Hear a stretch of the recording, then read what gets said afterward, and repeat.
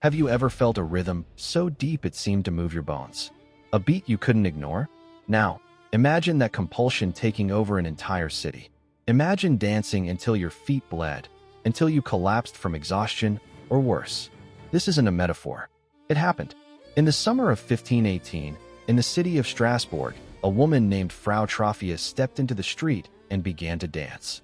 She didn't stop for days, and within a week, she was joined by over 400 people, caught in a relentless, manic dance that defied all reason. What was this? A deadly supernatural curse? A biological poison? Or something else, lost to history? I'm Ibnul J. Farabi, and this is Hidden Histories, the Untold Files. The facts, as recorded by the city's meticulous chroniclers, are bizarrely straightforward.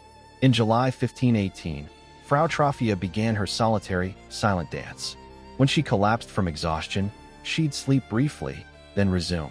Authorities, believing she simply needed to dance it out, made a catastrophic decision. They hired musicians and cleared a public stage, thinking the dancers would recover.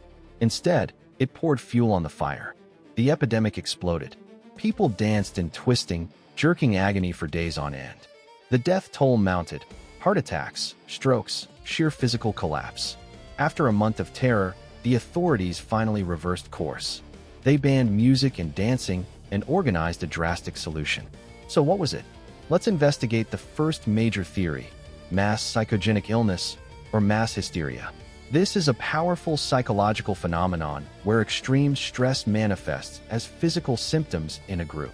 In Strasbourg in 1518 was a pressure cooker. The region had suffered years of devastating famine, crippling disease, and extreme superstition. The people lived under the fear of a vengeful Saint Vitus, who was believed to curse people with dancing fits. The psychological explanation suggests that one person's stress-induced breakdown created a template.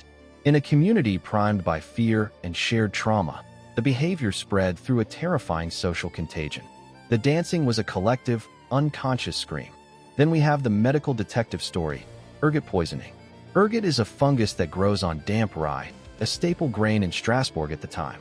It contains chemicals related to LSD.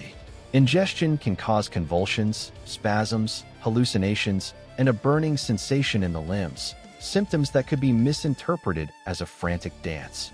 It's a compelling, scientific answer, but many historians and toxicologists point out flaws. Ergotism usually causes gangrene and severe pain that would immobilize, not motivate days of movement. And would an entire city, all eating from different batches of grain, be affected in the same synchronized way for weeks? The evidence is shaky, which leads me to my favorite corner of this mystery: the forgotten ritual. What if this wasn't a disease, but a distorted, desperate ceremony? We must look at the region's deeper history. For centuries, across the Germanic and Flemish lands, there existed ancient dance cults and ecstatic rituals. These were rites to appease the dead, to ensure fertility, or to expel collective evil. The authorities of 1518, a deeply religious council, would have seen these pagan practices as demonic. What if the people of Strasbourg, pushed beyond breaking point by years of suffering, subconsciously resurrected an old form of communal catharsis? Their terrified council didn't see a ritual, they saw a curse. And their final cure is telling. They loaded the afflicted onto wagons and took them to a shrine of Saint Vitus, where they were made to wear red shoes and circle a holy relic until the dancing stopped. That sounds less like a medical treatment and more like the forceful conclusion of a ritual they never understood they were performing. Sometimes, history presents us with an event so strange it becomes a mirror. We see in it our need for a single, clean answer: a germ, a chemical, a diagnosis. But the past is rarely that tidy. The dancing plague reflects the terrifying power of the human mind under duress, the thin line between belief and biology, and the haunting possibility that our ancestors communicated their deepest terrors in a language of movement we've forgotten how to read. It was a physical manifestation of a community's breaking point, a story written not in ink, but in trembling, exhausted bodies on the sun-baked stones of Strasbourg. For Hidden Histories, The Untold Files, I'm Ibnul J. Farabi. This episode was produced by Light Knot Studios. You can find more untold stories and delve deeper into the archives at https:// www.lightnotstudios.com.